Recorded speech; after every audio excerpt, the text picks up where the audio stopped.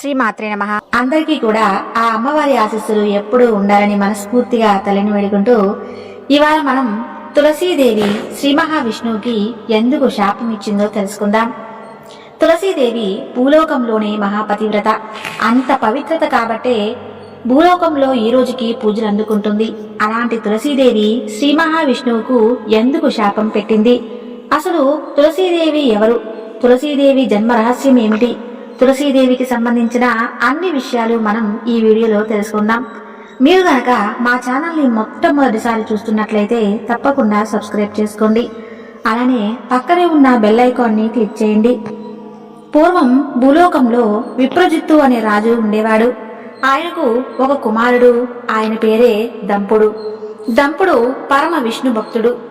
దంపుడికి చాలా కాలం వరకు సంతానం కలగలేదు. దీంతో దంపుడు చాలా చింతిస్తూ ఉండేవాడు.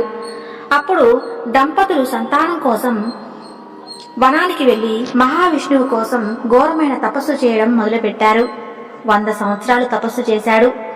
దంపుడు యొక్క తపస్సు ప్రభావం అన్ని లోకాల్లో ఉన్న దేవతలందరికీ భయాన్ని కలిగించింది. దేవతలందరూ ఏదో జరగబోతుంది, లోకాలన్నీ అతలాకుతలం అయ్యేలా ఉన్నాయని భావించి అందరూ దేవతలు మహావిష్ణువు దగ్గరికి వెళ్తారు. అప్పుడు మహావిష్ణువు జరిగినది తెలుసుకుని దేవతలందరికీ ఇలా చెప్పాడు, మీరందరూ భయపడాల్సిన అవసరం లేదు. ఈ ప్రభావం అంతా భూలోకంలోనా నా కోసం ఘోరమైన తపస్సు చేస్తున్నది అని చెప్పాడు. నేను ఇప్పుడే దంపుడి దగ్గరికి వెళ్తాను అని శ్రీ మహావిష్ణువు భూలోకానికి బయలుదేరాడు. నేరుగా తపస్సు చేస్తున్న దంపుడి దగ్గరకు వెళ్తాడు. వెళ్ళి నీ తపస్సుకు మెచ్చాను, నీకు ఏం వరం కావాలో కోరుకో అంటాడు మహావిష్ణువు. అప్పుడు దంపుడు మహావిష్ణువుకి నమస్కరించి, మహాప్రభు, నాకు చాలా కాలం నుండి సంతానం లేదు. నాకు నీలాంటి శక్తివంతమైన యోగ్యమైన ఒక కుమారుణ్ణి ప్రసాదించండి అని కోరుకుంటాడు. అప్పుడు మహావిష్ణువు సరే అని చెప్పి అక్కడి నుంచి వెళ్ళిపోతాడు. అప్పుడు దంపుడికి మిక్కిలి సంతోషంతో తన రాజ్యానికి వెళ్తాడు. కొంతకాలం తర్వాత వరం ప్రభావంచే సంతానం కలుగుతుంది. దంపుడికి ఒక కుమారుడు కలుగుతాడు. ఆ కుమారుడికి శంఖచూడు అనే పేరు పెడతాడు. శంకరుడు చాలా తెలివైనవాడు, పరాక్రమవంతుడు. చిన్న వయసులోనే అన్ని విద్యలను నేర్చుకుంటాడు. శంఖచూడు యుక్త వయసుకు వచ్చాక తన గురువైన శుక్రాచార్యుని ఆజ్ఞ మేరకు వింధ్యా పర్వతాల దగ్గరికి వెళ్లి బ్రహ్మ కోసం ఘోరమైన తపస్సు చేస్తాడు. ఇలా కొన్ని సంవత్సరాలు ఘోరమైన తపస్సు చేస్తాడు శంఖచూడు. శంఖచూడు తపస్సుకు మెచ్చిన బ్రహ్మదేవుడు శంఖచూడు ముందు ప్రత్యక్షమవుతాడు. ఏం వరం కావాలో కోరుకో నాయనా అని అంటాడు. అప్పుడు శంకరుడు, నేను యుద్ధం చేసేటప్పుడు నా ముందు ఎవరు గెలవకూడదు, నన్ను ఎవరు ఓడించకూడదు, నాకు చావు అనేది ఉండకూడదు అని కోరుకుంటాడు శంఖచూడు. అప్పుడు బ్రహ్మ, చావును తప్పించడం ఎవరి వల్ల కాదు, అందరికీ చావు ఉంటుంది, ఎవరు దీనిని మార్చలేరు, ఇది సాధ్యం కాదు, వేరే ఏదైనా కోరుకో నాయనా అని అంటాడు. అప్పుడు శంఖచూడు బాగా ఆలోచించి 2 కోరికలు కోరతాడు. మొదటిది, నాకు మహాపతివ్రతను భారీగా ప్రసాదించండి అని కోరుకుంటాడు. అప్పుడు బ్రహ్మ తదాస్తు అని అంటాడు. రెండవది, నా భార్య పతివ్రతగా ఉన్నంతకాలం నాకు చావు ఉండదు అని విచిత్రమైన కోరిక కోరాడు శంఖచూడు. అప్పుడు బ్రహ్మ తదాస్తు అని అంటాడు.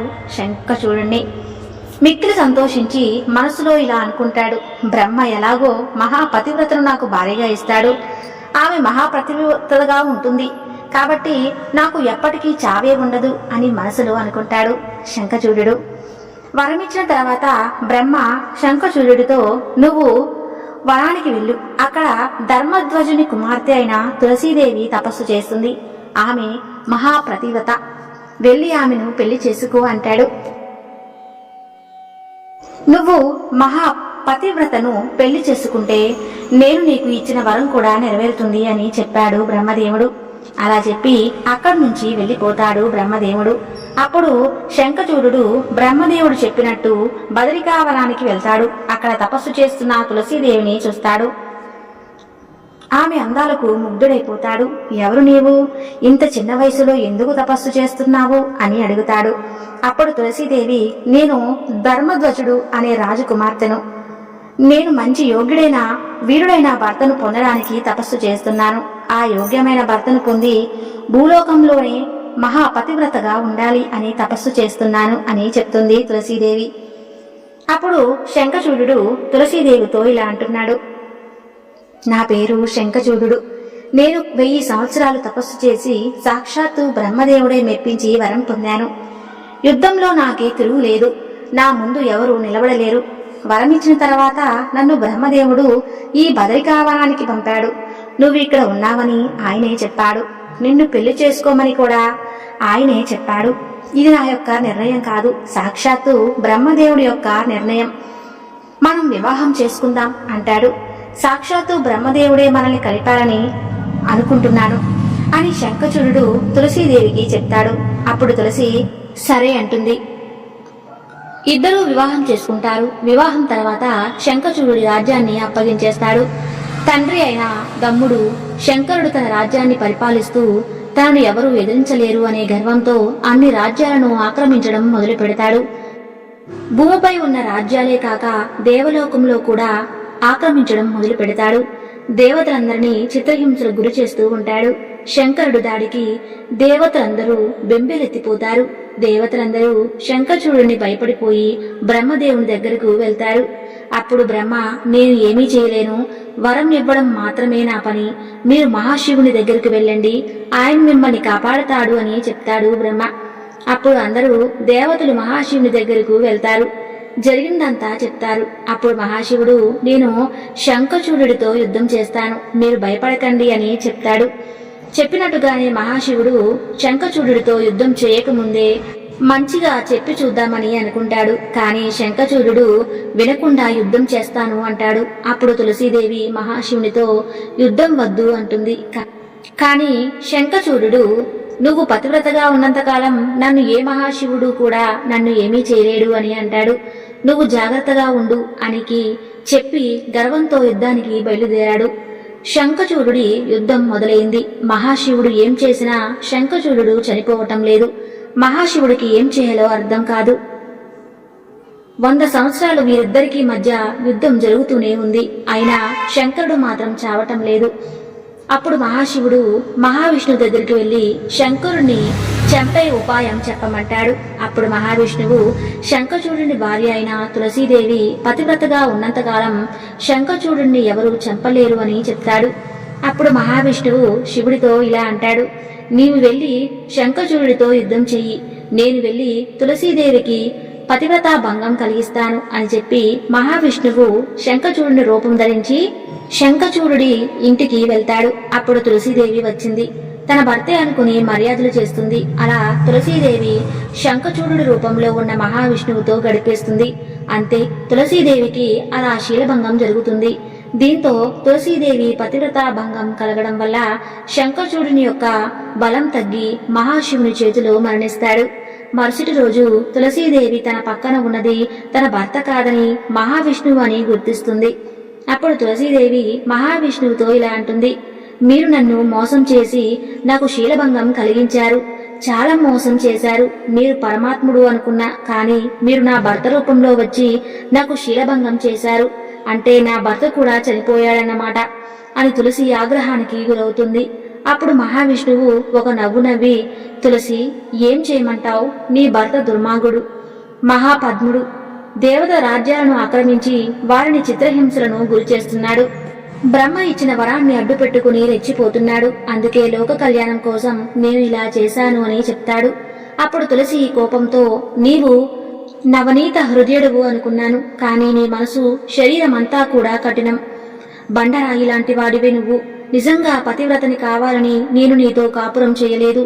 కావున నా యొక్క పాతివ్రత్య మహిమతో నేను నిన్ను శపిస్తున్నాను. ఈ క్షణం నుండి నీవు ఒక బండరాయిగా మారిపోవునుగాక అని చెప్పి తెప్పించేస్తుంది.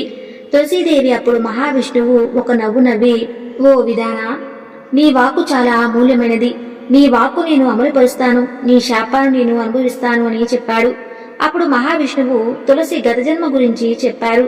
తులసి, నీవు గత జన్మలో గోకులంలో రాధాదేవి శక్తితో పుట్టినవి తులసివి. రాధకు సేవ చేయడానికి పుట్టిన దానివి. కానీ నీవు రాధలాగే ఉండటం వల్ల శ్రీకృష్ణుడిని వివాహం చేసుకోమని అడిగావు.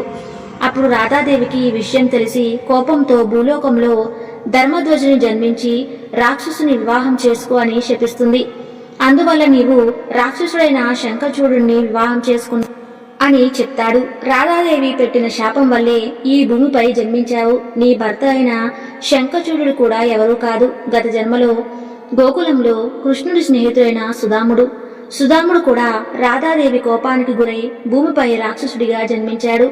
మీరిద్దరూ భార్యాభర్తలు కారణ జన్ములు. ఈ రోజు మీకు ఇలా శాప విమోచనం అయ్యింది. శాప విమోచనమైన శంఖచూడు తిరిగి గోకులంలో వెళ్లిపోయాడు అని చెప్తాడు. అప్పుడు తులసికి గత జన్మ మొత్తం గుర్తుకు వస్తుంది. అప్పుడు తులసి, అయ్యో మహాప్రభు, ఏమీ ఆలోచించకుండా మీకు శాపాన్ని పెట్టాను, నన్ను క్షమించండి. మీరు రాయిగా మారితే లోకాలన్నీ అల్లాడిపోతాయి అని రోధిస్తుంది. తులసి అప్పుడు మహావిష్ణువు, తులసి, నువ్వు ఏం బెంగపెడకు. నీతో కాపురం చేసిన ఈ శరీరాన్ని భూలోకంలో రాయిగా వదిలేస్తాను. నా పరమాత్మ స్వరూపాన్ని తిరిగి మళ్ళీ గోకులంలో తీసుకుపోతాం. అలానే నీ శాపం నిజమవుతుంది. నేను తిరిగి నా రూపాన్ని పొందుతాను అని చెప్తాడు మహావిష్ణువు. నీవు మాత్రం ఈ లోకానికి మహా ఉపకారం చేయాలి. నీవు ఈ క్షణాన్ని నీ శరీరాన్ని వదిలిపెట్టి నీ శరీరము గండకీ అని పేరుతో నదిగా మారుతుంది. ఆ నదిలో నా శరీరాన్ని రాయిగా విడిచిపెడతాను.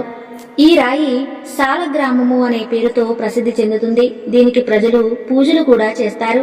ఇప్పుడు సాక్షాత్తు విష్ణుమూర్తి శరీరమే సాలగ్రామముగా ఉంది.